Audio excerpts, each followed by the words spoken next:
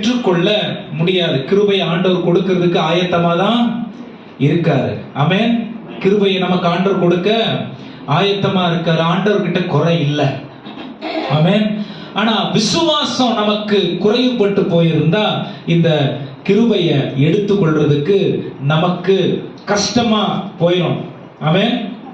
ஏன்னா நிறைய பேர் விசுவாசத்தை எப்படி பார்க்கிறாங்க அப்படின்னா, அதை விசுவாசத்துல வளரணும், விசுவாசத்துல வளரணும், விசுவாசத்துல வளரணும்னு ரொம்ப பெரிய முயற்சி எடுக்கிறாங்க.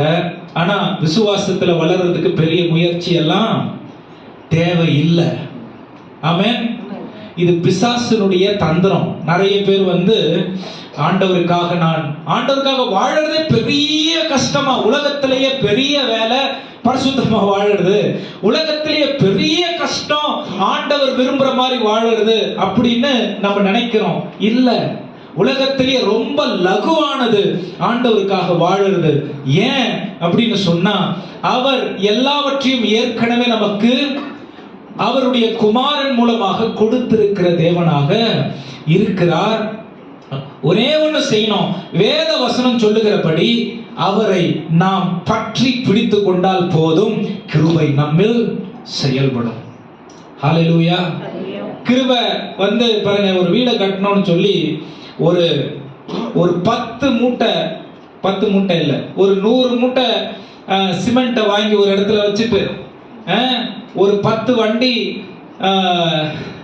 மணலை ஓட்டிட்டு, கல்லெல்லாம் வாங்கி வச்சுட்டு அதுவே கட்டிக்கிட்டோம் அப்படின்னு நம்ம உட்கார்ந்துட்டு இருந்தா நம்மளை பார்த்து ஊரே சொல்லுங்களேன் சத்தமா. அப்படிதான் நிறைய பேர் கிருபையை வச்சிருக்கோம், அப்படிதான் நிறைய பேர் விசுவாசத்தை வச்சிருக்கோம். ஆமென். விசுவாசம் கிரியை, விசுவாசம் அதாவது விசுவாசம் கிருபை இதெல்லாம் செயல்படுகிற ஒன்று. ஆமென். செயல்படுகிற ஒன்று. ஆமென். ஹல்லேலூயா. அது எப்படி நமக்குள்ள செயல்படும் அப்படின்னா, தாழ்மை உள்ளவர்களுக்கு, யாக்கோபு 4ஆம் அதிகாரம் 6ஆம் வசனம், ஏற்கனவே நான் முதல் பிரசங்கத்துல சொன்ன, தாழ்மை உள்ளவர்களுக்கு தேவன் கிருபை அளிக்கிறார், பெருமை உள்ளவர்களுக்கும் ஒரே வழி கிருபையை எனக்கு சுதந்திரமா மாற்றிக்கொள்றதுக்கு தேவையானது தாழ்மை மட்டுமே. ஆமென்.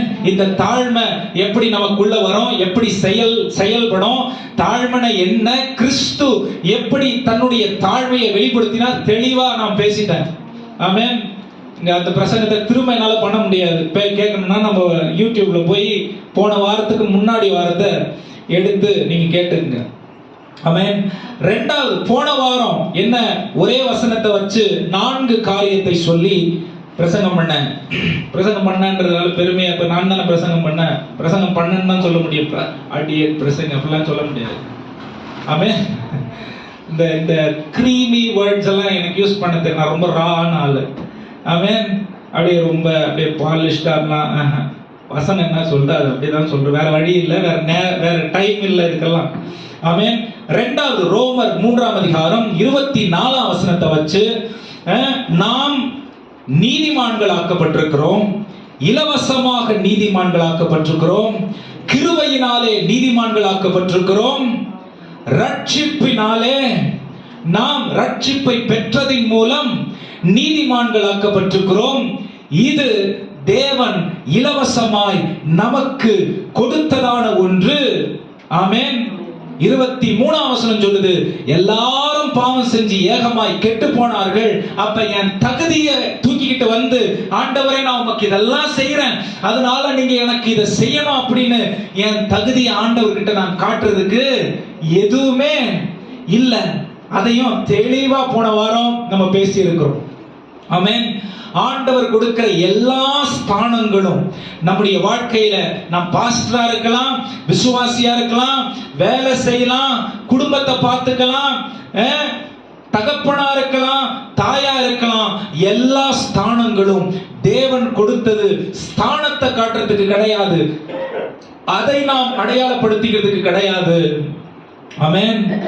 அது நமக்கு பாக்கியம். எத்தனை பேர் நம்புறீங்க?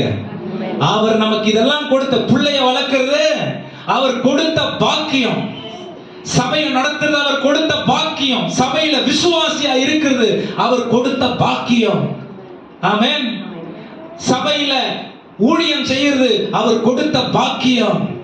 ஆமென். நான் ஸ்தானத்தை பாராட்ட முடியாது. ஒருத்தவங்களுக்கு மேல ஒருத்தவங்க நான் பெரிய ஆளுன்னு சொல்லவே முடியாது. ஆண்டவருடைய பார்வையில எல்லாரும் சமம். அப்படின்னா என்னது? வாயில வந்த மாதிரி எல்லாரையும் நான் நினைச்சத பேசுவேன் இல்ல. ஆமென். என்னிடத்தில் நான் எப்படி அன்பு கூறனோ மற்றவர்களிடத்துல அதே மாதிரி அதை விட அதிகமா நான் அன்பு கூறுகிறவர்களாய் இருக்கணும். என் குடும்பத்தினிடத்துல நான் எப்படி அன்பு கூறனோ இது எனக்கு கிடைச்ச பாக்கியம். ஆண்டவர் என்னை ரட்சித்த ரட்சிப்பின் வெளிப்பாடு. நான் என்னுடைய சக விசுவாசிகளை, பிரதானமான குடும்பத்தை அதே விதத்தில் அன்பு கூறுகிறவர்களாய் இருக்கணும். அப்ப ஆண்டவருடைய டிசைன்ல இந்த பொறாமைப்படுறது, இந்த கசப்பு வச்சுக்கிறது, பின்னாடி இதெல்லாம் ஆண்டவர் டிசைன்ல நமக்கு இல்லவே இல்லை. அப்ப அதை நம்ம எடுத்துக்கிறோம்னா ஆண்டவர் டிசைனை விட்டுட்டு நான் வேற ஒரு டிசைன்ல என்ன நான் ஈடுபடுத்திக்கிறேன்னு அர்த்தம். ஆமென். ஹல்லேலூயா. அவங்கள பார்த்து தான் ஆண்டவர் சொல்லுவாரு, ஆண்டவரே ஆண்டவரே உம்முடைய நாமத்தினால நான் பிசாசு துரத்தின, சுகத்தப்படுத்தின, இதை பண்ண அதை பண்ண. ஆண்டவர் சொல்ல, யார் பண்ணி யாரு பண்ணி? உன்னை எனக்கு தெரியவே இல்லையே. நான் தான் உன்னை ரட்சித்த. ஆண்டவர் கன்ஃபியூஸ் ஆயிடுவார். நான் தான் ரட்சித்தேன், ஆனா எனக்குரிய சாயல் ஒண்ணுமே உங்ககிட்ட இல்லையே, ஆனா நான் ரட்சித்தேன்னு சொல்றியே அப்படின்னு. ஆமென். அப்ப போன வாரம் நான் எதில் முடிச்சேன்னா, ஆண்டவராகிய தேவன் ஆப்ஷனலா ரட்சிக்கப்பட்டதுனால அவரை பின்பற்றணும், வாரத்துக்கு ஒரு முறை அவரை தேடணும்னு இல்லை. இந்த வாழ்க்கையை அவருக்காக பூரணமாய் ஒப்பு கொடுத்து வாழ வேண்டிய தேவை இல்லை. வேற வழியே இல்லாத ஒரு மனநிலையில நம்ம வாழ்வதுதான் அவர் நமக்காக கொடுத்திருக்கிற வரைமுறை. ஹல்லேலூயா. இதுக்கு நிறைய நான் விளக்கம் கொடுத்தேன். இப்ப எனக்கு அது நேரம் இல்லை. இதை தொடர்ந்து இந்த ரட்சிப்பையே நான் இன்னைக்கு கொஞ்சம், ஏன்னா கிருபை இந்த ரட்சிப்புல தான் அதிகமாய் நம்முடைய வாழ்க்கையில விளங்கப்படுகிற ஒரு காரியமா இருக்கு. ஒண்ணு நீங்க தெரிஞ்சுக்கணும், நாம் ரட்சிக்கப்பட்டிருக்கிறோம், ஆனா இன்னும் அவருடைய வருகை வரைக்கும் அந்த ரட்சிப்பு பூரணப்படுவது இல்ல. அப்ப டெய்லி அந்த ரட்சிப்பை நாம் புதுப்பித்துக் கொள்ள வேண்டிய தேவை இருக்கு. நாங்க ரட்சிக்கப்பட்டு 20 வருஷம் ஆயிடுச்சு, இன்னொரு ரட்சிப்புன்னு சொல்லிட்டு இருக்கீங்களே. ஆமென். சாவர வரைக்கும் அந்த பிரசங்கத்தை பண்ணணும். ஏன்னா டெய்லி நான் புதுப்பிக்கப்பட வேண்டிய தேவை இருக்கு. ரட்சிப்பு கிருபையாய் நம்முடைய வாழ்க்கையில கிடைத்திருப்பதினாலே நம்முடைய வாழ்க்கையிலே தேவனுடைய மகிமை பூரணமாய் விளங்கி அவருடைய சாயல் நம்மிலே வெளிப்பட்டு அவரை நம்மள பார்க்கிற ஜனங்க அவரை பார்க்கிற வரைக்கும் இல்ல, பார்க்க ஆரம்பிச்சிட்ட உடனே இல்ல, பார்த்துக்கிட்டே இருக்கிற வரைக்கும் நம்ம இந்த ரட்சிப்பை பூரணமா அதிலே வளர வேண்டிய தேவை இருக்கிறது. ஹல்லேலூயா. பவுல் இதை மேல அனுப்பிடுங்க பாருங்க. கொஞ்சம் யாரும் இல்லையா? சாந்தகுமார், இது கொஞ்சம் மேல அனுப்பிடுங்க. ரைட். கிருபை நமக்கு, அதாவது ரட்சிப்பு கிருபையினாலே கிடைக்கிறது. இந்த ரட்சிப்பு எப்படி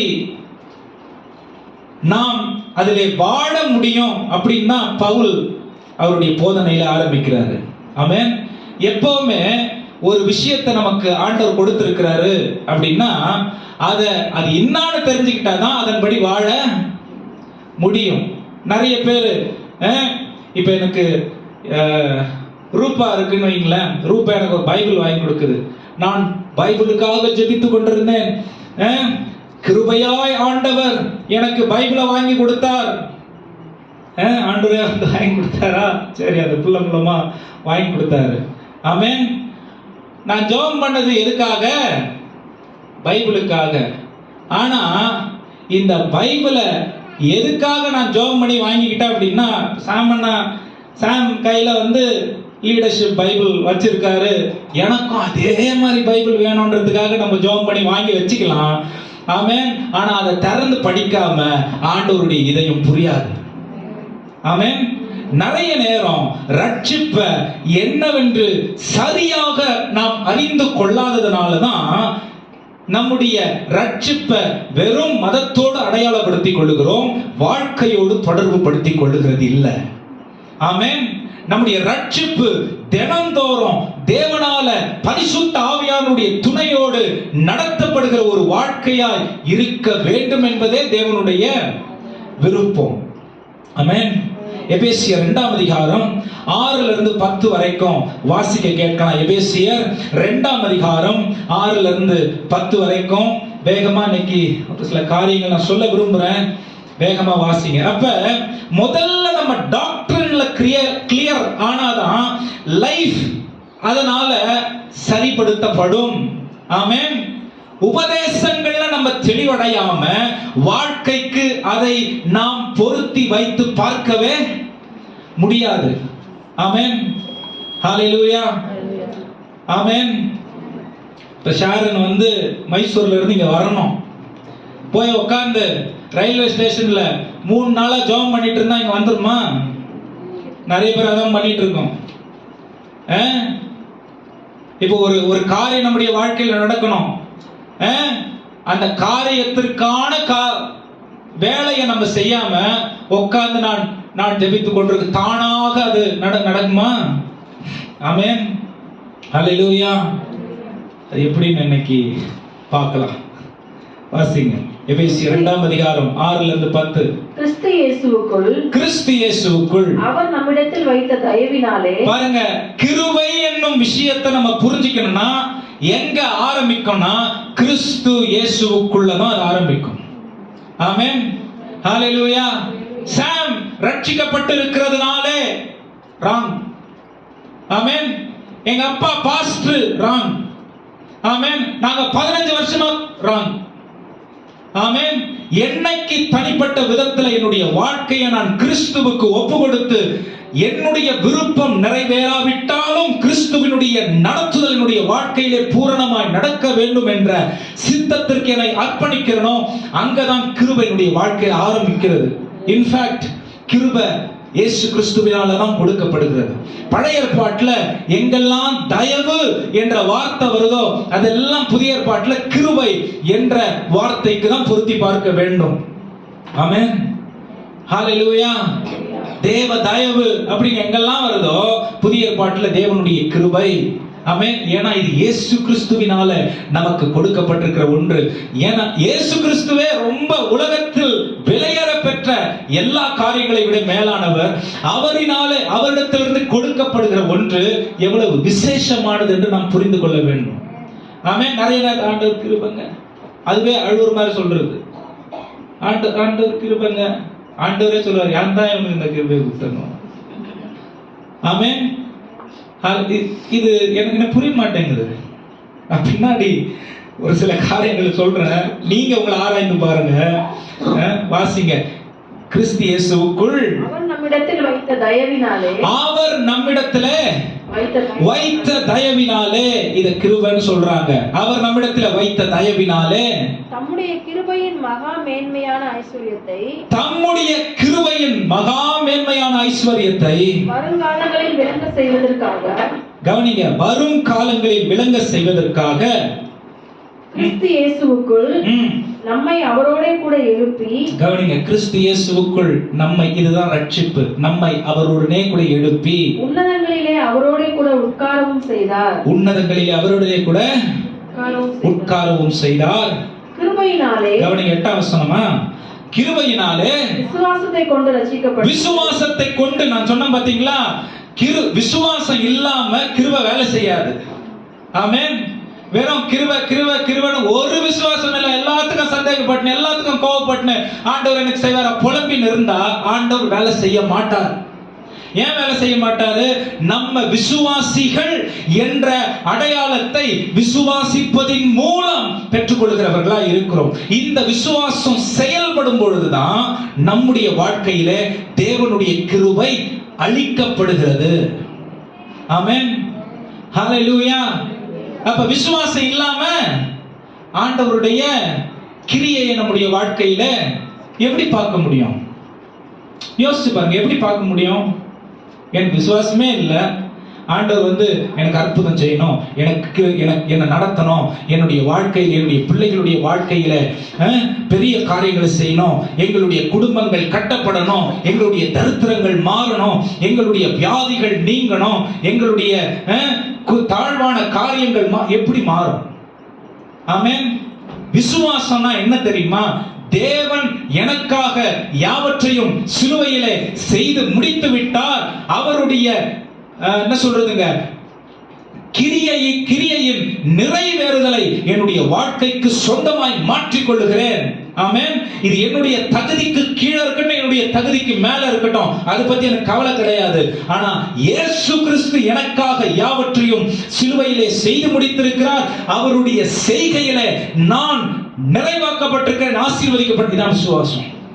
ஆமென். இந்த விசுவாசம் எனக்கு இருந்தா ஆண்டவர் சொல்றாரு, நான் செஞ்சதும் செய்வான், என்னிலையும் அதிகமான காரியங்களையும் செய்வான். ஆமென். இந்த செயல் தலைக்கு ஏறாது, இயேசு கிறிஸ்துவுக்கு மகிமையை கொண்டு போகும். அதான் கிருபை. தாழ்மை, இந்த வார்த்தையை மறந்துடாதீங்க. தாழ்மை உள்ளவர்களுக்கு தான் தேவன் கிருபை அளிக்கிறார். ஆமென்.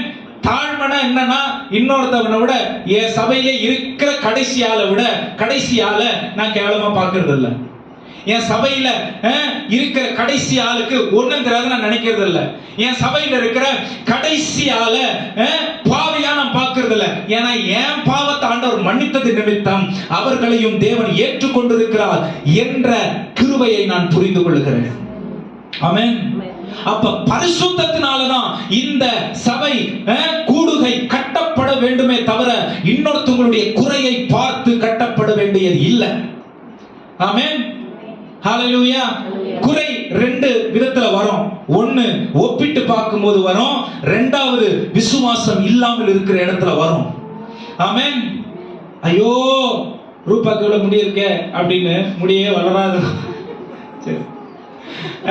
யோசிச்சுட்டு உட்கார்ந்து இருந்தா அதுக்கு இருக்குது வளர, அதுக்கு என்ன பண்ண முடியும்? ஆமென். எனக்கு கொடுத்ததுக்காக நன்றி ஆண்டவரே, சோத்திரம், எனக்கு இவ்வளவுதான் வளருது, சோத்திரம், அவ்வளவுதான். நீ ஒப்பிட்டு பார்த்தா உனக்கு மனசுல குறைபாடு வந்துருது, தாழ்வு மனப்பான்மை வந்துருது, மன அழுத்தம் வந்துருது, தேவனை விட்டு விலகிறது, தேவனுடைய படைப்பை கேவலப்படுத்திடும். ஆமென். இதுல விசுவாசம் எங்க வேலை செய்யுது? ஹல்லேலூயா. அப்ப அவரவர்கள் திராணிக்கு ஏற்றபடி தேவன் அவரவர்களுக்கு கிருபை அளித்திருக்கிறாரே என்று வேதவசனம் சொல்லுது. ஆமென். நான் இன்னொருத்தவங்க கிருபை மேலேயே கண்ணா இருக்கிறேன், என் கிருபை எனக்கு வேலை செய்ய மாட்டேது, என் விசுவாசம் இல்ல. ஆமென். விசுவாசம் இல்ல. இன்னொருத்தவங்க நான் என்னைக்கு பார்க்கிறேனோ அன்னைக்கு ஆண்டவர் மேல இருக்கிற பார்வை எனக்கு போயிருது. ஆமென். உலகத்தில் உள்ள எல்லா குறைபாடுகளும் என் வீட்டை தேடி வந்துருது. ஆமென். தேவன் மேல என்னைக்கு என் கவனத்தையும் கண்ணையும் நான் பதிக்கிறேனோ அன்னைக்கு விசுவாசத்துல நான் நடக்கிறேன். ஆமென். உலகத்தில் உள்ள எல்லா குறைவுகளை பார்க்கிலும் நிறைவான தேவன் எனக்குள்ள இருக்கிறார் என்ற நம்பிக்கை, உறுதியத்துவம் வருது. கிருபை வேலை செய்யுது. ஹல்லேலூயா. சொல்லுங்க ஹல்லேலூயா. அப்ப அவங்களை இவங்களை பார்த்து நம்ம வாழறதுக்காக ஆண்டவர் நம்மள தெரிந்து கொள்ளல. ஹல்லேலூயா. அதனால யாரையும் மதிக்காம தெரியக்கூடாதுன்னு பைபிள் சொல்லல. வேதம் இன்னைக்கு கடைசி வசனம், ரொம்ப முக்கியமான வசனம். வெயிட் பண்ணுங்க அந்த வசனத்துக்கு. ரொம்ப முக்கியமான வசனம். உங்களுக்கு க்ளூ கொடுத்துறேன். இது திருச்சபையில முடியுது, வெளியே இங்கே முடியறது இல்லை. பரலோகத்தில் உள்ள தூதர்கள் என்ன சொல்றதுங்க, கவனித்து பார்க்கத்தக்க கிருபையை தேவன் நம்மிடத்தில் கொடுத்திருக்கிறார். இது திருச்சபையில் முடிகிறது என்று வேதம் சொல்லிக் கொடுக்குது. ஆமென். அதுக்கு தான் கூடுக ரொம்ப ரொம்ப ரொம்ப முக்கியம். நம்ம கிராமத்துல இருக்கலாம், அதனால அந்த உலகத்தின் அடிப்படையில நம்ம எண்ணி பார்க்கிறது வேதத்தின்படி தான் நம்ம எண்ணி பார்க்கணும். ஹல்லேலூயா. ஆமா, வாசிங்க தொடர்ந்து. இது உங்களால் உண்டானதல்ல. கவனி 8ஆம் வசனம் முதல்ல இருந்து வாசிங்க. கிருபையினாலே விசுவாசத்தை கொண்டு கிருபையினாலே விசுவாசத்தை கொண்டு ரட்சிக்க. இது 3 ரட்சிப்புக்கு முக்கியம். ரட்சிக்கப்பட்டிருக்கிறீர்கள். இது உங்களால் உண்டானதல்ல. இது உங்களால், கிருபையினால இல்ல, விசுவாசத்தினால இல்ல, ரட்சிப்போம் இது தேவனால. ஆமென். அப்ப கணம் அவருக்கு போயிடணும், மகிமை அவருக்கு போயிடணும், இந்த வாழ்க்கை அவருக்கு உகந்ததா மாறிடணும். ஆமென். மற்ற எல்லா சூழ்நிலையிலையும் எல்லா நேரங்களிலையும் அவரை உயர்த்தியே வாழுகிற அப்படிப்பட்ட ஒரு மனநிலையில இருக்கிறவர்களாய் நாம் இருந்தால் குறைபாடு உள்ளவர்களாய் இருக்க மாட்டோம். ஆமென். நம்மளால எதுவுமே தலையில இருந்து கீழே உழற முடிய கூட நம்மளால நிறுத்தி வைக்க முடியாது. ஆமென். ஆனா என்ன அழகு தெரியுமா? அதையும் அவர் கணக்குல வச்சிருக்காரு. ஆமென். நமக்கு முடியாதது எதுவோ அதையும் அவர் கணக்குல வச்சிருக்கார். அதுதான் அவர், அதனாலதான் அவர் தேவன். ஹல்லேலூயா. அப்ப நீங்கள் நானும் தேவனுடைய பார்வைக்கு எவ்வளவு அருமையானவர்களாய் இருக்கிறோம் அப்படிங்கிறத நாம் புரிந்து கொள்ள முடியும். ஹல்லேலூயா. சொல்லுங்க ஹல்லேலூயா. வாசிங்க தொடர்ந்து. இது தேவனுடைய ஈவு. இது தேவனுடைய போதும். இது தேவனுடைய, it's a gift from God. யாருன்னா ஒருத்தவங்க ஒரு மயில் ரெக்கை கொடுத்தாங்கன்னா, ஸ்கூல்ல பசங்க எல்லாம் பண்ணுவாங்க, அதை அப்படியே புக்ல வச்சு ஃப்ரெண்டு கொடுத்தாங்க, இவங்க கொடுத்தாங்க, அந்த சாக்லேட் எடுத்து அதில் வச்சுக்கிறது. அப்படியே பார்க்காதீங்க பரிதாபமா, எல்லாத்தையும் பண்ணிட்டு ஒண்ணுமே தெரியாத மாதிரி அப்படியே பார்க்குது, அப்படியே பாவமா வச்சுக்கிறது. ஏன்? ஞாபகமா வச்சுக்கிறேன். ஆமென். இந்த வாழ்க்கை தேவனுடைய ஈவு. இதை புரிந்து கொள்வது கிருபை. ஆமென். இந்த வாழ்க்கை தேவனுடைய ஈவு. நான் சாப்பிட்டாலும், தூங்கினாலும், நடந்தாலும், உட்கார்ந்தாலும், நின்னாலும், ஆமென், பேசினாலும், வேலை செஞ்சாலும், உற்சாகப்படுத்தினாலும் எல்லாமே தேவனுடைய ஈவு இந்த வாழ்க்கை. ஆமென். அதனால அவர் சந்தோஷத்துக்காகவே இந்த வாழ்க்கைய வாழ என்னை ஒப்பு கொடுக்கிறான். அதுக்கு பேர் தான் கிருபை. ஹல்லேலூயா. நான் சொல்றது எத்தனை பேர் கஷ்டமா இருக்கு? நீங்க அப்படியே 180 டிகிரி யூ டர்ன் எடுக்க வேண்டிய ஒரு தேவையை ஆண்டவர் சொல்லிட்டு இருக்காரு. உலகத்தை பார்த்து பார்த்து பார்த்து, உலகத்தில் இருக்கிற மனிதர்களை பார்த்து, உலகத்தில் இருக்கிற ஈர்ப்புகளை பார்த்து, உலகத்தில் இருக்கிற இச்சைகளை பார்த்து வாழாதபடிக்கு அப்படியே யூ டர்ன் எடுத்து தேவனை பூரணமா பார்த்து அவர் விரும்புகிற, அவர் எதிர்பார்க்கத்தக்க வாழ்க்கைய வாழ்ந்து அவருடைய மகிமையில் பிரவேசிப்பதற்காக நம்மள அதுக்காக தான் உலகத்திலிருந்து he handpicked. ஆமென். கடையில போன உடனே ஏதோ ஒன்று போடுங்க, வெங்காயம் அப்படியே பார்த்து வாங்கிடுறோமா, அப்படியே வாங்கிடுறோமா, அப்படியே அள்ளி போடுங்க அப்படின்னு வாங்குறோமா, தக்காளி அப்படி வாங்குறோமா, கடைக்காரனுக்கு எவ்வளவு டேமேஜ் ஆனாலும் நம்ம அப்படியே அழுத்தி. ஆமென். அந்த மாதிரி தரமா தகுதிப்படுத்தி உலகத்துல இருந்து அவர் எடுத்து, எவ்வளவு பாக்கியம், எவ்வளவு பேருக்கு இல்லாத ஒரு பாக்கியம் இந்த உலகத்துல. எவ்வளவு பேரு இந்த உலகத்துல நினைச்சு கூட பார்க்காத ஒரு விடுதலைய ஆண்டவர் நமக்கு கொடுத்திருக்கிறாரு. ஆமென். இந்த மாதிரி ஒரு தியாகத்தை பெற்றுக்கிட்டு எப்பவுமே குறை வாயை திறந்தாலே ஆண்டவரை சரியா பார்க்கிற வரைக்கும் அவருடைய மகிமை விளங்காது. ஆண்டவரை சரியா வேதம் சொல்லி கொடுக்கிற விதத்துல அறிந்து கொண்டு வாழ்கிற வரைக்கும் அவருடைய அற்புதங்களும் அவருடைய கிருபையும் செயல்படாது. ஆமென். நீங்க எவ்வளவுக்கு எவ்வளவு இந்த விசுவாசத்தை அதிகப்படுத்துறீங்களோ கிருபை அவ்வளவுக்கு அவ்வளவு அதிகமா நம்முடைய வாழ்க்கையிலே செயல்படும். ஹல்லேலூயா. சாதாரணமான ஆட்களுக்காக தான் ஆண்டவர் இதை எளிமையா புரிந்து கொள்கிற அளவுக்கு வச்சிருக்காரு. ஆமென். இந்த கிருபையை தூக்கிக்கிட்டு கண்டபடிக்கு ஆட்கள், எனக்கு எவ்வளவு கோபம் வரும் தெரியுமா? கண்டபடி பேசி ஜனங்களை வழி தவற பண்ணி, ஆமென், தேவனே சொல்லி கொடுத்திருக்கிற ஒரு என்ன சொல்றதுங்க வழி ஒண்ணு. ஆமென். மனுஷங்களே ஒண்ணு புரிஞ்சுக்கிட்டு பரிசுத்தாவியானவருக்கு இடம் கொடுக்காம, பரிசுத்தாவியானவர் கத்து கொடுக்கிறதுக்கு அனுமதிக்காம, ஒப்பு கொடுக்காம, மனசுக்கு வந்ததெல்லாம் செஞ்சுட்டு ஆண்டவர் நீங்க இதை ஏத்துக்கிட்டு தான் ஆகணும். எப்படி ஏத்துக்குவார்? எப்படி ஏற்றுக்கொள்வார்? ஹல்லேலூயா. சொல்லுங்க ஹalleluya. என் சவுண்ட வச்சு அப்படிதான் எப்பவுமே கத்துவோன்னு நினைக்காதீங்க. சத்தமா பேசலாம், ஆனா ஃபேக்ட் நான் பேசுறதெல்லாம் யதார்த்தம். வாழ்க்கைக்கு இது கண்டிப்பா தேவையான விஷயம். இதை கோட்டை விட்டீங்க அப்படின்னா இன்னும் 20 வருஷத்துக்கு அப்புறம் கூட அதே மாதிரி இருக்கணும். ஆமென். ஆனா இந்த கிருபையை புரிந்து விசுவாசத்துல வாழ்றவங்க எங்கேயோ போயிடுவாங்க. ஆமென். நம்ம கோட்டை விட்டு குறை சொல்லிக்கிட்டு இதெல்லாம் அப்படிதான் பேசிக்கிட்டு உட்கார்ந்து இருக்கோம். ஆமென். முன்னேறி போறத பார்த்தா பார்க்கிறவங்கள பார்த்தா அப்படியே படப்படுத்தும். ஆமென். ஆண்டவர் நம்மளை எல்லாருக்கும் ஒரே விதமான அன்பையும் ஈவையும் கிருபையும் கொடுத்திருக்கிறார். ரட்சிப்புல பாகுபாடே கிடையாது. ரட்சிப்புல there is no partiality in salvation. ஆமென். எனக்கு உங்களுக்கு எந்த அளவுக்கு இது புரியுதுன்னு எனக்கு தெரியல. எனக்கு வார்த்தையே வர மாட்டேங்குது. இவ்வளோ பெரிய கிருபை எனக்கு ஆண்டவரே அப்படின்னு. ஆமென். ஹalleluya. ஒரு விதத்துல ஒரு விஷயத்துல ஆண்டவருடைய அன்பு நம்முடைய வாழ்க்கையில் எவ்வளவு பெரியதா இருக்கிறது என்று நாம் அறிந்து கொள்ள முடியும் அப்படின்னா, எப்படி அறிந்து கொள்ள முடியும்னா,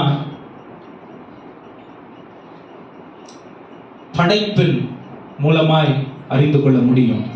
மனுஷன் மீது அவர் எவ்வளவு கவனம் உள்ள அன்புள்ள தேவனா இருக்கிறார்னா, ஆதியாகமத்தில் நீங்க வாசிச்சீங்கன்னா 6 நாட்கள் மனிதன் வாழ்வதற்கு தகுதியான ஒரு இடத்தை, அதுவும் எப்படி 4 பக்கமும் நதிகள் ஓடுகிறது. ஆமென். எல்லா இடத்துலயும் அவனுக்கு என்ன தேவையோ இதுதாங்க ஆண்டவருடைய நடத்துதலும் கிருபையும் நம்முடைய வாழ்க்கையில பூரணப்படுகிறது. ஆமென். நம்ம இன்னைக்கும் ஒரு 10 ரூபாய் கூட்டி கொடுத்தா நல்லா இருக்கும், ஒரு 50 ரூபாய் என்னுடைய இத்தனை வருஷமா வேலை செய்யற ஒரு 50 ரூபாய் கூட ஜாஸ்தி கொடுக்கணும். நம்ம இந்த மாதிரி உலகத்தினுடைய காரியத்தை யோசிச்சுக்கிட்டு இருக்கோம். ஆண்டவருடைய ஆசீர்வாதம் நம்முடைய வாழ்க்கையில பாருங்க, மனுஷன் கேட்காமலே இங்க அங்க திரும்பி பார்க்காம அவங்களை இவங்களை பார்த்து கேட்டு வாங்குற அளவுக்கு ஆண்டவர் குறைவுள்ளவர். என்ன பண்றாரு தெரியுமா? அவருடைய அன்பை படைப்புல விளங்க பண்றாரு. இவனுக்கு வெளிச்சம் வேணும், இவனுக்கு தண்ணி வேணும், இவனுக்கு ஆகாரம் வேணும், இவனுக்கு காத்து வேணும், இவனுக்கு துணை வேணும். ஆமென். இவன் வழிநடத்துறதுக்கு பொறுப்பு வேணும், இவனுக்கு வேண்டிய தேவைகள் சந்திக்க எல்லாத்தையும் கவனத்தில் கொண்டு ஆண்டவர் ஏற்கனவே எல்லாவற்றையும் சிருஷ்டித்து வைத்து இத மனிதனுக்கு உகந்ததாய் இருக்க வேண்டும் என்று அவருடைய சாயலைய நம்மளை படைச்சு அந்த தோட்டத்துல வச்சாங்க. ஹல்லேலூயா. ஆமென்.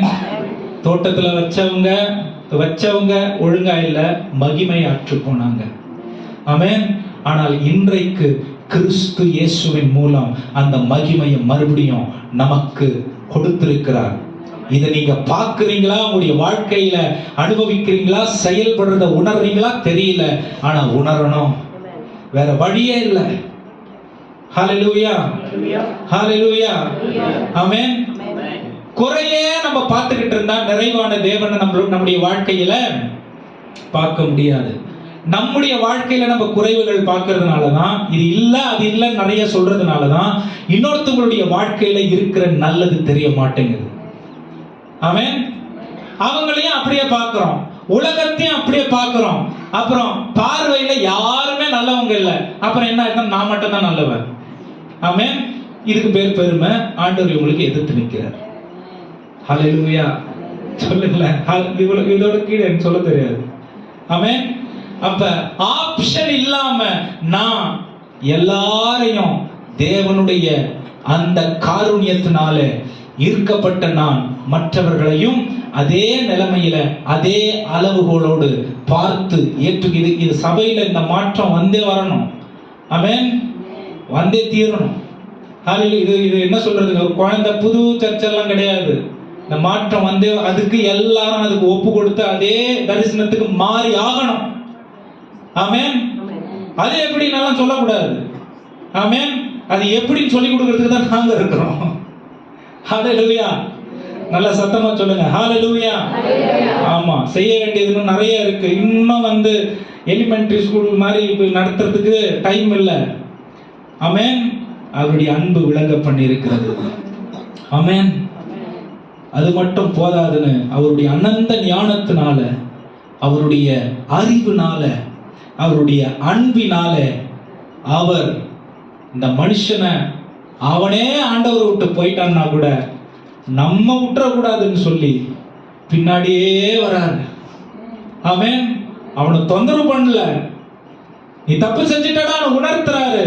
ஆனா கையை பிடிச்சி இழுத்து அவன் கையை காலை உடைச்சு அப்படிலாம் கூப்பிட்டு வரல, பின்னாடியே வராரு. ஆமென். ஆண்டவர் நம்மளை மதிக்கிறதுனாலதான் நமக்கு அவர் கொடுத்திருக்கிற அந்த சிந்திக்கும் திறன்ல இருந்து அவரை நாம் புரிந்து கொள்ள வேண்டும் என்ற ஃப்ரீடம் கொடுக்கிறாரு. ஆமென். ஆண்டவர் நம்மளை மதிக்கிறாரு. நம்ம ஆண்டவரை மதிக்கிறோமா என்பதுதான் கேள்வி. ஆண்டவரை நான் மதிச்சேன்னா ஒரு துளி கூட அவரை துக்கப்படுத்தி நான் வாழவே மாட்டேன். ஆண்டவரை நான் மதிக்கிறேன்னா அவர் விரும்புகிற காரியத்தை எல்லாவற்றையும் முதன்மையானதா எடுத்து நான் என் வாழ்க்கையில செய்வேன். ஆமென். ஒருத்தவங்க என்ன கூப்பிடணும்னு நான் வெயிட் பண்ண மாட்டேன். வானான்னு சொன்னாலும் நான் ஓடி ஓடி போய் ஆண்டவரை மதிக்கிறதுக்கு அடையாளம். ஆமென். ஹalleluya. இந்த டாபிக் வந்து இன்னும் ஆழமா நான் போயிடுவேன். இதை அப்படியே நான் கடந்து போறேன், டைம் இல்லை. ஆமென். தூரம் நிக்கிறது ஆண்டவருக்கு பிரியம் இல்லை. ஆமென். ஒரு வட்டம் சர்க்கிள் எத்தனை பேர் பார்த்திருக்கிறீங்க? சர்க்கிள் எத்தனை பேர்? இந்த சர்க்கிள் எல்லாம் கிடையாது, இது சர்க்கிளே கிடையாது. நிறைய பேர் வாழ்க்கையில இதுதான் சர்க்கிள். அது ஒரு ரோடு, இது ஒரு ரோடு, இது ஒரு ரோடு, இது ஒரு ரோடு, இதுதான் சர்க்கிள். அதுக்கு தான் சர்க்கிள் நினைச்சு ஊர் ஊரா சுத்துறது. ஆமென். சர்க்கிள் சர்க்கிள்னா என்னது? வட்டம். ஒருத்தவங்க தவறுனாலும் அது பூரணமான சர்க்கிள் இல்ல. தெரியுமா உங்களுக்கு? ஒரு ஆள் அதுல இருந்து தவறு வெளியே நின்னாலும் அது பூரணப்படுற சர்க்கிள். ஆண்டவர் நம்மள இந்த வீட்டுல வச்சிருக்காருன்னா அப்படிதான் வச்சிருக்காரு. ஆமென். புடுங்கிட்டு அப்படியே ஓடுறது இல்ல. இது சர்க்கிள் இல்ல. புரியுதுங்களா? வட்டமா இருக்கிறதுக்கு பேர் தான். இது ஸ்கொயர் கூட இல்லை, என்னன்னு தெரியல எனக்கு. இது நிறைய பேருடைய விசுவாசமோ ஆண்டவர் மேல இருக்கிற புரிதலும் அழைப்போம் ரட்சிப்போம் இந்த சர்க்கிள் மாதிரி தான் இருக்கு. இந்த சர்க்கிள் இல்ல. ஆமென். ஆண்டவர் அதை வட்டமா வச்சிருக்க. ஒருத்தர் அதுல இருந்து வெளியே போனாலும் தேவன் வைத்திருக்கிற அந்த முழுமையும் நிறைவும் என்னவாகிறது இல்ல, நிறைவடைகிறது இல்ல. அந்த குறை யார் பிரிந்து போகிறார்களோ அவர்களினாலே உண்டாகிறது. ஆமென். ஆனா என்ன தெரியுமா பேச்சு? பிரிந்து போறவன் மொத்த சர்க்கிளையும் போற சொல்லுவான். ஆமென். பரிசுத்தவர் எவ்வளவு அழகா கத்துக் கொடுக்கிறாரு பாருங்க. காம்சந்தர் ரோட் சர்க்கிள் இல்ல. ஆமென். ஹalleluya. நீங்க மேக்ஸ்ல பாக்குறீங்க சர்க்கம்ஃபரன்ஸ் 360 டிகிரி ரவுண்ட், அதுதான் சர்க்கிள். ஆண்டவர் அதை தான் வச்சிருக்காரு. அதுல தான் செயல்படணும். அப்ப இது பூரணப்படாம வெளியில அவுட்டர் சர்க்கிள் வராது. இயேசு கிறிஸ்து 12 பேரை கூட வச்சிருந்தாரு. பிரிந்து போவதற்கு எவ்வளோ வாய்ப்புகள் இருந்தும், எத்தனையோ உபதேசங்கள் இருந்தும், எத்தனையோ சூழ்நிலைகள் இருந்தும் பிரிந்து போகவே ஏன்? கிறிஸ்து அவர்களுக்கு மத்தியஸ்தராய் இருந்தார். ஆமென். ஆமென். தரிசனத்தின் மீது கட்டப்பட்டவர்களாய் ஒவ்வொருவரும் இங்க இருந்தா, ஆமென், சுயநலம் வெளியே வராது. தரிசனம் உறுதியா நிற்கும். ஆமென். தரிசனம் விசுவாசத்தை பெருக பண்ணும். விசுவாசம் கிருபைய அதிகமாய் பெற்றுக்கொள்ள செய்யும். ஹalleluya. சொல்லுங்க ஹalleluya. அதனால எனக்கு வந்து இந்த பவுண்டரி இல்லாம வேலை செய்ய தெரியாது. ஆமென். சில நேரம் நான் தூரம் நிற்கிறது காரணம் ஒரு ஸ்ட்ரக்சர், ப்ராப்பரான ஸ்ட்ரக்சர் இல்லைன்னு எனக்கு என்னால் வேலை செய்ய முடியாது. தேவனுக்கு ஒரு வரைமுறை வைத்திருக்கிறார். ஆமென்.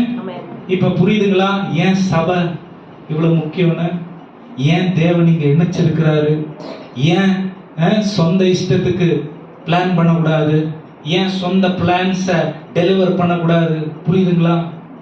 ஆமென். காம் சந்திர சர்க்கிளை மைண்ட்ல வச்சுக்கோங்க. அது சர்க்கிள். ஹல்லேலூயா. ஒரு பெண்மணி ஆண்டவராகிய இயேசு கிறிஸ்து செய்ததான கிரியைகளை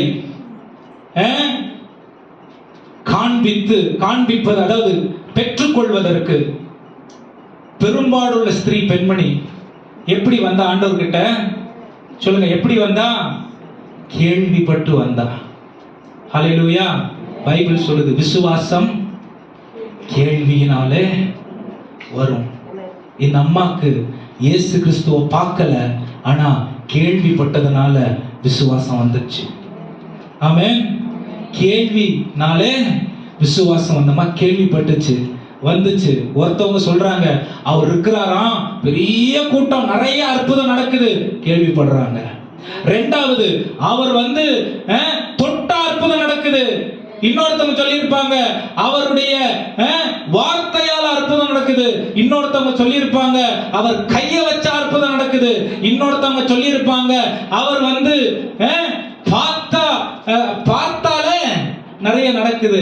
இன்னொருத்தவங்க சொல்லியிருப்பாங்க, அவருடைய வஸ்திரத்தை தொட்டாலே. ஆமென். இந்த அம்மாக்கு என்ன விசுவாசம் இருந்ததோ அந்த விசுவாசம் அங்க வெளிப்பட்டுச்சு. ஆமென். ஆண்டவர் என்ன சொல்றாரு? உன்னுடைய பாவங்கள் மன்னிக்கப்பட்டதுன்னு இந்த அம்மாக்கு சொல்லல. இந்த அம்மாக்கு என்ன சொல்றாரு? உன்னுடைய விசுவாசம் உன்னை ரட்சிப்புக்கும் விசுவாசத்துக்கும் என்ன சம்பந்தம்? ஆமென். சுகத்துக்கும் ரட்சிப்புக்கும் என்ன சம்பந்தம்?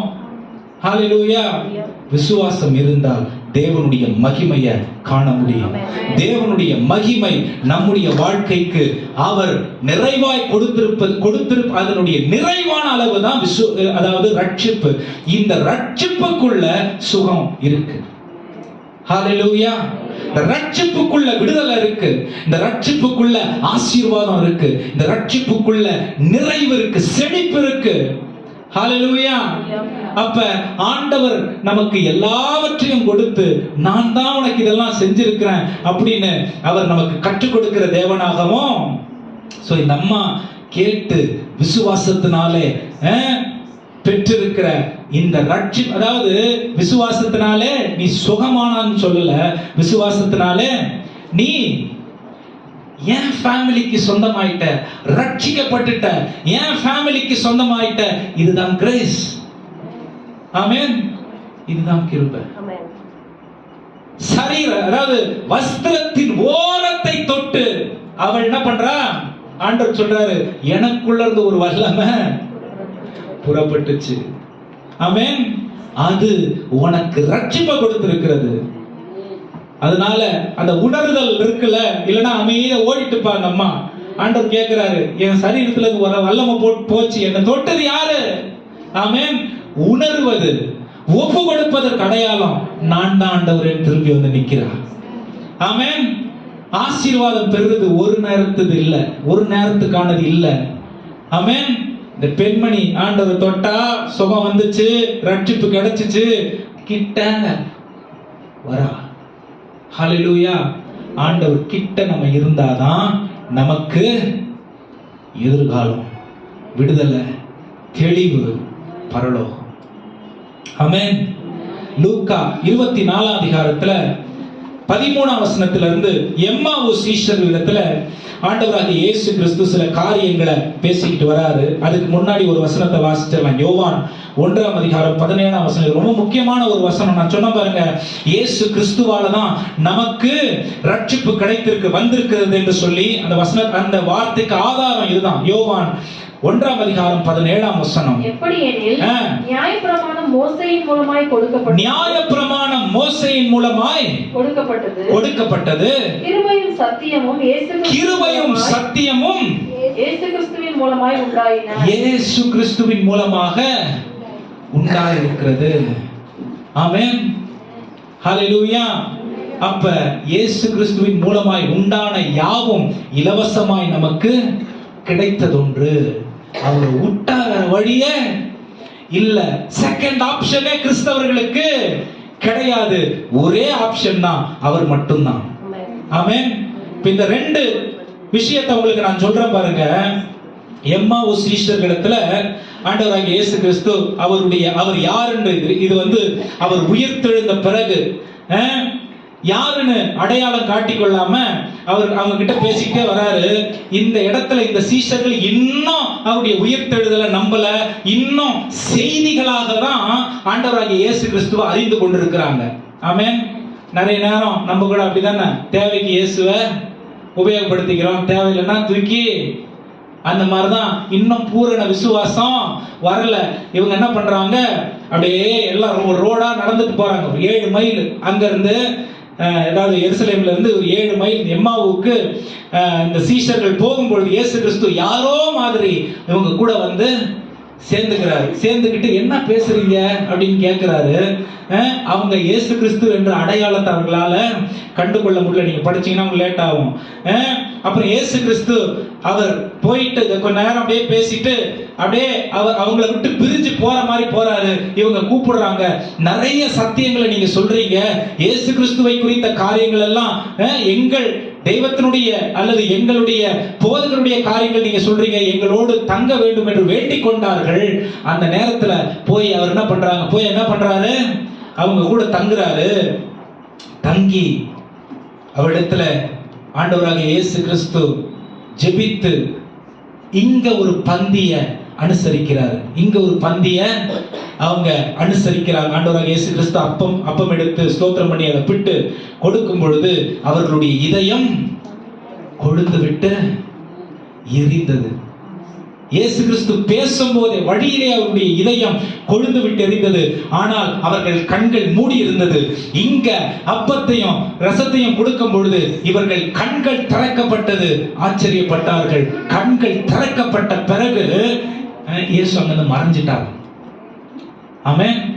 2 பந்தியை குறித்து உங்களிடத்தில் இன்னைக்கு நான் சொல்ல போகிறேன். யோவான் 17ஆம் அதிகாரத்துல ஒரு பந்தி இருக்கு.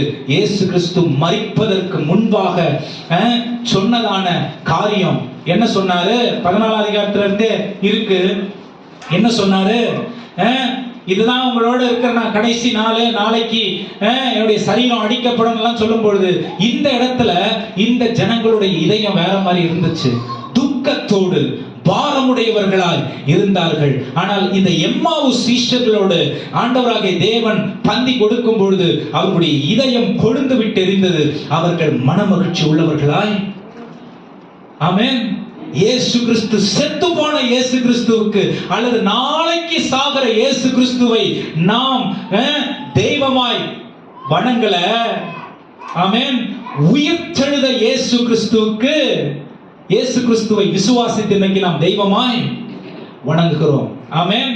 அப்ப பந்தி எடுக்கிறதுல கூட நம்முடைய புரிதல் சரியா இருக்கணும்ங்கிறத இந்த இடத்துல கத்துக் கொடுக்கிறார். இன்னும் அந்த அழுத்த இதயத்தோட, பார இதயத்தோட, அப்படியே மன அழுத்தத்தோட வராத அழைய கூட வர வச்சு அப்படி இல்ல.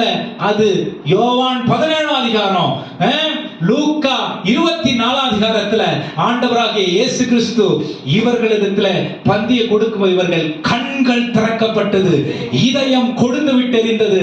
சந்தோஷத்தோட அந்த இயேசு கிறிஸ்துவினுடைய மகத்துவத்தை புரிந்து கொண்டாங்க.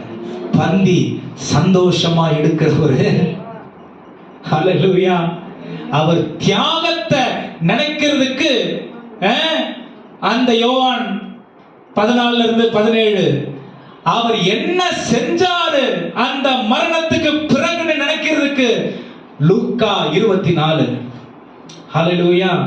அவர் செயல்பட்ட, அவர் செய்து முடித்ததை கொண்டாடுகிறது, அவரை நினைத்து செய்கிறது தான் நாம் புதுப்பிக்கப்பட்டு ரட்சிக்கப்பட்டிருக்கிற ஒரு சூழ்நிலை. இதுல இன்னொரு விஷயமும் சொல்றேன்.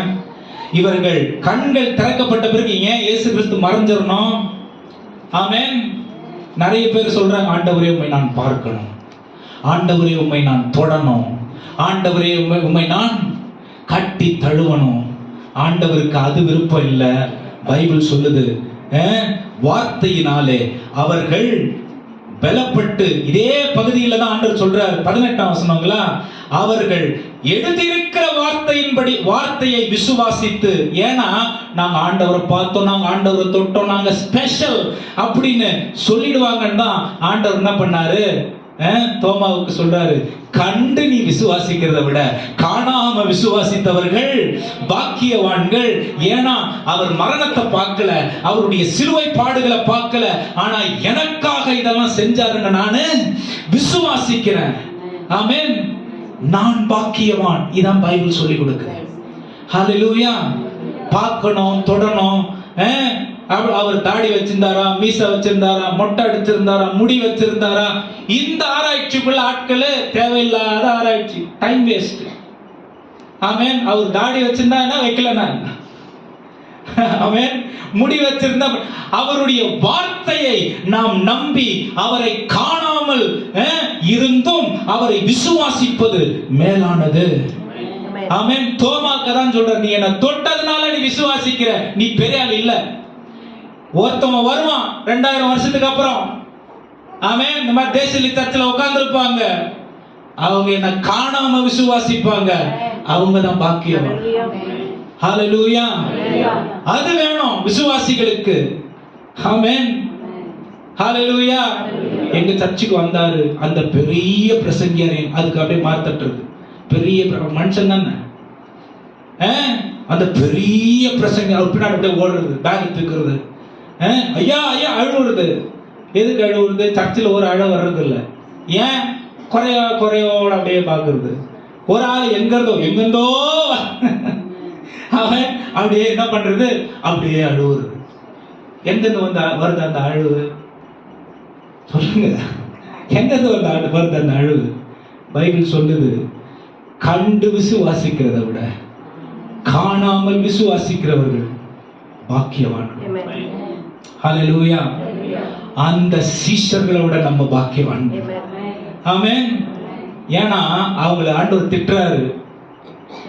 எல்லாம் நடந்து அவங்க சொல்றாங்க, அந்த எம்மாவு சீஷர்கள் சொல்றாங்க, எங்களோடு இருந்த சில சகோதரிகள் போய் அந்த இயேசு கிறிஸ்துவினுடைய காரியங்களை கேள்விப்பட்டார்கள், பின்பு நாங்களும் போனோம், அவர்கள் சொன்னது சரி என்று ஃபேக்ட்ஸ் அவங்க கரெக்ட்னு சொல்றாங்க. விசுவாசம் இல்ல. ஆமென். விசுவாசம் தொட்டு பார்த்தா தான். அனுபவிச்சு நிறைய பேருக்கு டிவியில பார்த்து யாருன்னா கொஞ்சம் பயங்கரமா மியூசிக் எல்லாம் பேக்ரவுண்ட்லாம் போட்டு டச்ன்னு சொன்னா, ரிசீவ்னு சொன்னா அப்படியே பரவச நிலைக்கு போயிடுறது. இங்க இருந்து 600 கிலோமீட்டர் டிராவல் பண்ணி போறது, 300 கிலோமீட்டர், ஆமென், டிராவல் பண்ணி போறது. அப்புறம் ஒன்னும் இல்லை ஐயா, தேவையா உனக்கு இது? ஆமென். கண்டு விசுவாசிக்கிறதை விட காணாமல் விசுவாசிப்பது பாக்கியம். ஏன்னா அது வேத வசனங்களில் எழுதி வைக்கப்பட்டிருக்கிறது. இந்த வேத வசனம் எல்லாருக்கும் பொதுவானது. இந்த வேத வசனம் எல்லாருக்குள்ளும் கிரியை செய்கிறது ஒன்று. இந்த வேத வசனம் ஜீவனோடும் செயல்படுகிறது ஒன்றாகவும் இருக்கிறது. ஹல்லேலூயா. இததான் ஆண்டவர் ரகசியமா நமக்கு வச்சிருந்தாரு. புரியுதுங்களா? அப்ப இந்த பந்தி எதுக்காக அப்படின்னா, நான் தொட்டுட்டேன்ப்பா அப்படின்னு இல்லைன்னா மறையாமலே இருந்திருப்பாரு. அவர் அந்த இடத்த விட்டு மறைஞ்சிடாரு. ஏன் மறைகிறாருன்னா, இவங்க இன்னும் விசுவாசம் பார்த்தே அவிசுவாசமா இருக்காங்கன்னா, கூட இருந்தா இவங்க எப்படியோ சோறு 3 வேளை கிடைக்கும், ஊழியம் செய்யறதெல்லாம் வேணாம். அவன் ஆனா இவர் பேரு சொல்லியே காலத்தை நிறைய ஊழியம் அப்படிதான் ஓடிங்குது. ஒரு பேரை சொல்லி காலத்தை ஓட்டிடலாம். ஹல்லேலூயா. யோவான் 17 அதிகாரத்தை லூக்கா 24 அதிகாரத்துல உள்ள வித்தியாசத்தை புரிந்து கொள்ளுங்க. ஏன் இந்த கிருபை நம்முடைய வாழ்க்கையில மிகவும் முக்கியம் அப்படின்னா, பைபிள் சொல்லுது, அவருடைய காருண்யத்தினாலே நம்மை பெரியவனாக்கி இருக்கிறார். ஹல்லேலூயா. குப்பையில் அட்ரஸ் இல்லாதவனா, புழுதியில இருந்த என்ன அவருடைய காருண்யத்தினால, இந்த காருண்யம் கிருபைக்கு ஒப்பனையா இருக்கிறது. ஆமென். நமக்கு ஒரு அட்ரஸ் கொடுத்திருக்கார். ஏசப்பாவுடைய புள்ள, என்னுடைய டெஸ்டினேஷன், நான் போய் தங்க போகிற இடம் பரலோகம், நித்திய ஜீவன் என்ற நிச்சயிக்கப்பட்ட இடத்தை கொடுத்திருக்கிறாரு. ஆமென். இது தேவன் நமக்காக செய்த மாபெரும் கிருபை. ஹல்லேலூயா. 3 காரியங்களை நான் சொல்லி முடிக்க விரும்புகிறேன். 2 கொரிந்தியர் 8ஆம் அதிகாரம் 9ஆம் வசனம் வாசிங்க. 2 கொரிந்தியர் 8ஆம் அதிகாரம் 9ஆம் வசனம். 2 கொரிந்தியர் 8ஆம் அதிகாரம் வாசிங்க 9ஆம் வசனம். கர்த்தராகிய இயேசு கிறிஸ்துவின் கிருபையை கவனிங்க, இதுவும் கிறிஸ்துவுக்குள்ளதான். நம்முடைய கர்த்தராய் இருக்கிற இயேசு கிறிஸ்துவின் கிருபை அறிந்திருக்கிறீர்களே. நமக்கு தெரியாத ஒண்ணு இல்ல, அறிந்திருக்கிறீர்களே. அவர் ஐஸ்வர்யமுள்ளவராய் இருந்தும் நீங்கள் அவருடைய தரித்திரத்தினாலே ஐஸ்வர்யவான்களாகும்படிக்கு அவர் செய்த தியாகம் பெருசு. நம்மள அவருடைய சமூகத்துல சேர்த்துக் கொள்வதற்கு. அதான் இந்த வார்த்தை சொல்லுது. அவர் ஐஸ்வர்யவானா இருந்தும் என்ன இருக்கு? நீங்கள் அவருடைய தரித்திரத்தினாலே ஐஸ்வர்யவான்கள் ஆகும்படிக்கு உங்கள் நிமித்தம் தரித்திரரானாரே. உங்கள் நிமித்தம். இன்னைக்கு ஏசப்பா அந்த அலங்கோலமான கோலம் எடுத்தது யார் நிமித்தம்? யார் நிமித்தம்? என் நிமித்தம். அந்த கோலத்தை அவர் எடுத்ததுனால எனக்கு கிடைச்சது என்ன? அவருடைய புல்லன்ற ஒரு ஸ்தானம். ஆமென். உலகத்திலேயே மேலான ஒரு ஸ்தானம். ஆமென். இது தாழ்மையில சுதந்தரித்துக் கொள்ளுகிற ஒரு ஸ்தானம், பெருமையில சுதந்தரிக்கவே முடியாத ஒரு ஸ்தானம். ஹல்லேலூயா. 2வது ஒரு விஷயம், எதுக்காக இதை நம்ம தெரிஞ்சுக்கிட்டாருன்னா, நற்கிரியை செய்வதற்காக நம்மள தெரிஞ்சுக்கிட்டாரு. இந்த கிருபையை நமக்கு கொடுத்திருக்கிறதுக்கு நான் நிறைய பேசிட்டேன், நேரம் இல்லை. ஆண்டவர் நம்மளை ரட்சித்தது நம்ம கிட்ட இருக்கிற இந்த வாழ்க்கையை ரிப்பேர் பண்ணி கொஞ்சம் டிங்கரிங் பட்டி எல்லாம் பார்த்து சரி பண்ற ரிப்பேர் பண்ணல. அவர் புது சிருஷ்டியை கொடுத்துட்டாரு. ஆமென். ஆமென். நீங்களும் நானும் ரிப்பேர் பண்ணப்பட்ட ஆட்கள் இல்ல, புது சிருஷ்டி. ஹல்லேலூயா. எத்தனை பேர் நம்புறீங்க நான் புது சிருஷ்டி இந்த உலகத்துல? ஆமென். நம்ம புது சிருஷ்டி. யோவான் 3:16 எதுக்காக இதை செஞ்சிருக்காருன்னா, உங்களுக்கும் எனக்கும் நித்திய ஜீவனை தர்றதுக்கு. ஆமென். எதுக்காக இதை செஞ்சிருக்காருன்னா, ஆபிரகாமின் ஆசீர்வாதத்தை பரிசுத்த ஆவியானவர் மூலமாக நமக்கு பூரணமாய் சுதந்தரிக்கும்படிக்கு இதை கொடுத்திருக்கிறார். கலாத்தியர் 3ஆம் அதிகாரம் 16ஆம் வசனம் வாசிங்க. 13ஆம் வசனம். கலாத்தியர் 3ஆம் அதிகாரம் 13ஆம் வசனம். வேகமா வாசிங்க. மரத்திலே தூக்கப்பட்ட எவனும் சபிக்கப்பட்டவன் என்று எழுதியிருக்கிறபடி கிறிஸ்து நமக்காக சாபமாகி நியாயப்பிரமாணத்தின் சாபத்திற்கு நம்மை நீங்களாக்கி மீட்டுக் கொண்டார். நியாயப்பிரமாணத்தின் சாபத்திலிருந்து நம்மை நீங்களாக்கி மீட்டுக் கொண்டார். வாசிங்க. ஆபிரகாமுக்கு உண்டான ஆசீர்வாதம். கவனிங்க. ஆபிரகாமுக்கு உண்டான ஆசீர்வாதம் கிறிஸ்து இயேசுவினால் புறஜாதிகளுக்கு வரும்படியாகவும் ஆவியை குறித்து சொல்லப்பட்ட வாக்குத்தத்தத்தை நாம் விசுவாசத்தினாலே பெறும்படியாகவும். ஆவியை குறித்து சொல்லப்பட்ட வாக்குத்தத்தத்தை நாம் விசுவாசத்தினாலே பெறும்படி இப்படி ஆயிற்று. ரொம்ப லோடடான வேர்ட்ஸ், ரொம்ப ரிச்சான ஒரு வேர்ட்ஸ். ஆமென். ஆபிரகாமின் ஆசீர்வாதம் இயேசு கிறிஸ்துவின் மூலம் புறஜாதிகளாய் இருக்கிற நமக்கு பரிசுத்த ஆவியினாலே பூரணமாய் அருளப்பட்டிருக்கிறது. இதுல எங்க என் வேலை இருக்குன்னு சொல்லுங்க பாக்க. நான் இதை செஞ்சேன், அதனால ஆண்டவர் எனக்கு செஞ்சு எங்க இருக்கு என் வேலை?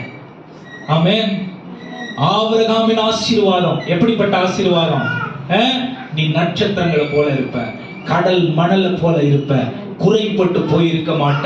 நீ போகும் இடமெல்லாம் நான் உன்னோட கூட வருவேன். அவருடைய சந்ததியில நம்மளை இணைத்து. இது எப்படி நமக்கு புரியுதுன்னா, இந்த வேத வசனத்தை பரிசுத்த ஆவியானவரின் மூலம் நாம் புரிந்து கொள்ளும்படிக்கு இந்த புறஜாதிகள் இயேசு கிறிஸ்துவினாலே ஏற்றுக்கொள்ளப்பட்டிருக்கிறோம். இதான் கிருபை. ஆமென். இதை விட்டுட்டு ஆமென் என்னென்னமோ கேள்விப்படுறோம்.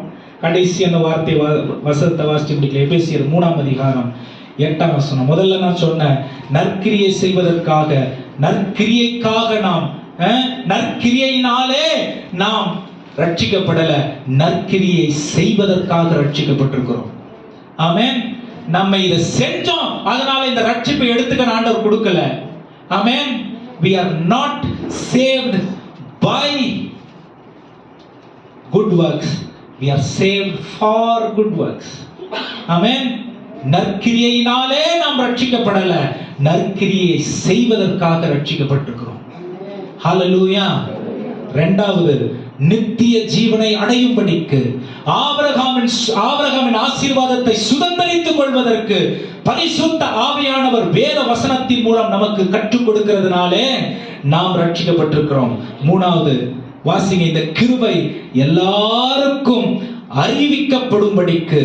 எப்படி இது எல்லாருக்கும் அறிவிக்கப்படுதுன்னு பாருங்க. எபேசியர் 3ஆம் அதிகாரம் 8ஆம் வசனத்திலிருந்து. பரிசுத்தவான்கள் எல்லாரிலும், கவனிங்க, பரிசுத்தவான்கள் எல்லாரிலும் சிறியவனாகிய நான் கிறிஸ்துவினுடைய அளவற்ற ஐஸ்வரியத்தை புறஜாதிகளிடத்தில் சுவிசேஷமாய் அறிவிக்கிறதற்காக, கிறிஸ்து இயேசுவின் அளவற்ற ஐஸ்வரியத்தை, ஐஸ்வர்யம்னா பணம் நினைக்காதீங்க, ரட்சிப்பு உலகத்தில் உள்ள எல்லா ஐஸ்வர்யங்களை விட மேலானது.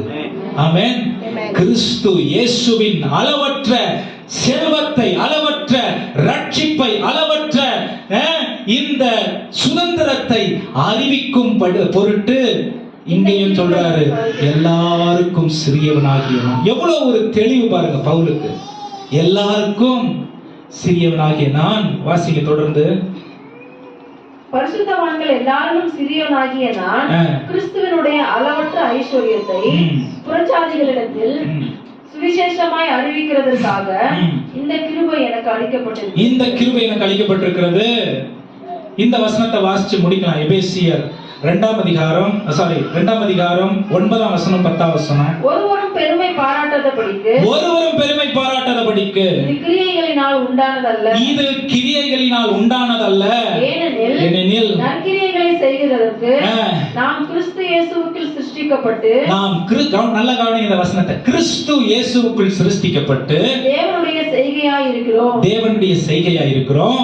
அவைகளில் நாம் நடக்கும்படி அவர் முன்னதாக அவைகளை ஆயத்தம் பண்ணியிருக்கிறார். ஆனபடியினால் முன்னே மாம்சத்தின்படி பிரஜாதியாய் இருந்து மாம்சத்தின் கையினாலே செய்யப்படுகிற விருத்த சேதனம் உடையவர்களால் விருத்த சேதனம் இல்லாதவர்கள் எண்ணப்பட்ட நீங்கள் அக்காலத்தில் கிறிஸ்துவை சேராதவர்களும் இஸ்ரவேலுடைய காணியாட்சிக்கு புறம்பானவர்களும் வாக்குத்தத்தத்தின் உடன்படிக்கைகளுக்கு அந்நியரும் நம்பிக்கை இல்லாதவர்களும் இவ்வுலகத்தில் தேவனற்றவர்களுமாய் இருந்தீர்கள். கவனிங்க, இதெல்லாம் யாருக்குரியது? இப்ப இந்த நிலைமையில நம்ம இருக்கிறோம்னா நாம் இன்னும் புறஜாதிகளாவே வாழ்ந்துட்டு இருக்கோம்னு அர்த்தம். இயேசுவை ஏற்றுக்கொண்டு விசுவாசம் செயல்படல, கிருபை செயல்படல, ரட்சிப்பை புரிந்து கொள்ள புறஜாதிகளா வாழறோம். ஆனா ஆண்டவராகிய இயேசு கிறிஸ்து அவருக்குள்ளே நமக்கு எல்லாவற்றையும் கொடுத்திருக்கிறார். எபேசியர் 3ஆம் அதிகாரம் தான், அது 8ஆம் வசனத்துல இருந்து வாசிக்கும் பொழுது வானத்தில் இருக்கிற தூதர்களை பற்றி பேசும். சபையில இருக்கு, சபை மூலமாக இவைகளை வெளிப்படுத்தி இருக்கிறார் என்று அந்த வசனம் சொல்லும். எங்க இருக்கு அந்த வசனம் பாருங்க, வாசிங்க. உன்னதங்களில் உள்ள துரைத்தனங்களுக்கும் அதிகாரங்களுக்கும் அவருடைய அனந்த ஞானமானது சபையின் மூலமாய், கவனிங்க, எப்படி வெளிப்படுதா? சபையின் மூலமாய் இப்பொழுது தெரிய வரும் பொருட்டாக இயேசு கிறிஸ்துவை கொண்டு எல்லாவற்றையும் சிருஷ்டித்த தேவனுக்குள்ளே, எல்லாவற்றையும் அப்படின்னா என்ன அர்த்தம்? இந்த கிருபை சபை மூலமா வானத்திலையும் இது வந்து செயல்படுதான், பூமியிலையும் செயல்படுதான், எல்லா சிருஷ்டிப்பிலையும் இயேசு கிறிஸ்துவின் மூலமாக சபையிலிருந்து செயல்படுகிறதாம். ஆமென். அதுதான் சபை விட்டு சபை போக கூடாதுன்னு சொல்றது. ஏன்? இத பூரணமா புரிந்து கொள்ள முடியாது. ஆமென். ஒரே கிருபை தானே எல்லா இடத்துலயும் இல்ல. இதே ஒரே இந்த போதனையை கடைசி எப்ப கேட்டிருக்கீங்க நீங்க? ஆமென். இந்த கிருபை எவ்வளவு விலையேற பெற்றதுன்னு கடைசி எப்ப இவ்வளவு ஓப்பனா நிறைய பேர் மறைச்சு கிருபை பிரதர் அப்படியே கை நீட்டி அப்படியே வாங்க, கிட்ட வரும்போது ஒரு அம்மா வந்து பின்னாடி நிற்கும். இதெல்லாம் வந்து மேஜிக் பண்றது. ஆமென். இதை இந்த வேதம் போதிக்கல. இயேசு கிறிஸ்துவுக்குள்ளே, ஆமென், வானத்தில் இருக்கிற துரைத்தனங்களுக்கும் மேலான வைகளுக்கும் அப்படின்னா தூதர்களை சொல்லுது, மேலானவைகளுக்கும் சபையிலிருந்து காண்பிக்கப்படுகிற ஒரு காரியம். இதுக்குதான் உறுதியானவர்களாய் தரிசனத்துல நிலைத்து நிற்கிறவர்களாய் இருக்கணும். சபை எவ்வளவு மகிமையானதும் விலையேற பெற்றதும் பரிசுத்தமானதுமாய் இருக்கிறது என்று இங்க அதனாலதான் அலட்சியமா இருக்கக்கூடாது, துணிஞ்சு பேசிடக்கூடாது, மற்றவங்களை குறைவா எண்ணிவிடக்கூடாது. ஏன்னா இது இங்க இருந்து பரலோகத்தை தாக்கக்கூடிய கிறிஸ்துவின் அபிஷேகம், பூமியில உள்ள சகல சூழ்நிலைகளையும் மாற்றக்கூடிய ஒரு அபிஷேகம் சபையிலே தேவன் வைத்திருக்கிறார். ஹல்லேலூயா. சபைனா எங்கேயோ நினைக்காதீங்க. 6ஆம் அதிகாரம் 19ஆம் வசனம் 1 கொரிந்தியர் 2 கொரிந்தியர் சொல்லுது, நீங்கள் தேவனுடைய பரிசுத்த தேவனுடைய ஆலயம் என்று அறியீர்களா என்று சொல்லுகிறது.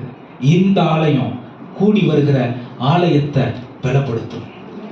ஹல்லேலூயா. என் மனசெல்லாம் தேவனுடைய மகிமையை என் சபை மூலமா நான் செய்யணும்ன்ற புரிதல் தெளிவு இருக்கணும். ஆமென். என்ன தேவன் நாட்டிருக்கிற இடத்திலிருந்து நான் கனி கொடுக்கிறவர்களாய் இருக்கணும் என்ற புரிதல் இருக்கு. ஏன்னா you entertain angels when you do this in your church. உங்க சபையில இதை நீங்க செய்யும் பொழுது பரலோகத்தில் இருக்கிற தூதர்களை மகிழ்விக்க பண்ணுகிறீர்களாம். ஆமென். எப்படிப்பட்ட ஒரு வழியை தேவன் வச்சிருக்கார் பாருங்க. ஹல்லேலூயா. ஆமென். இந்த வாரம் உங்களுக்கு அசைன்மெண்ட், நின்னுட்டு இருக்கிற எல்லா விசுவாசி வீட்டுக்கும் ஆளு போயிட்டு என்ன பண்ணுவீங்க, உங்க வீட்டு பக்கத்து வீட்டுல இருந்து அடுத்த வாரம் சர்ச்சுக்கு வரணும். ஆமென். என்ன பண்ணுவீங்கன்னு தெரியாது. ஹல்லேலூயா. ஏன்னா இந்த ஆசீர்வாதம் உங்களுக்கானது மட்டும் இல்ல, ரட்சிக்கப்பட்டு இங்க ஞான ஸ்நானம் எடுக்கப்பட்ட ஒவ்வொருத்தருக்கும் அவங்களை இங்க மறுபடியும் கொண்டு வந்து சேர்க்கிறதும் கடமை. ஆமென். கிருபையை மிகுதியாக்கி கொள்வதற்கு இது ஒரு வழி. ஹல்லேலூயா. கர்த்தருடைய பந்திக்கு நேரா கடந்து செல்வோம். கண்களை மூடி கர்த்தரை நோக்கி பார்க்கலாம்.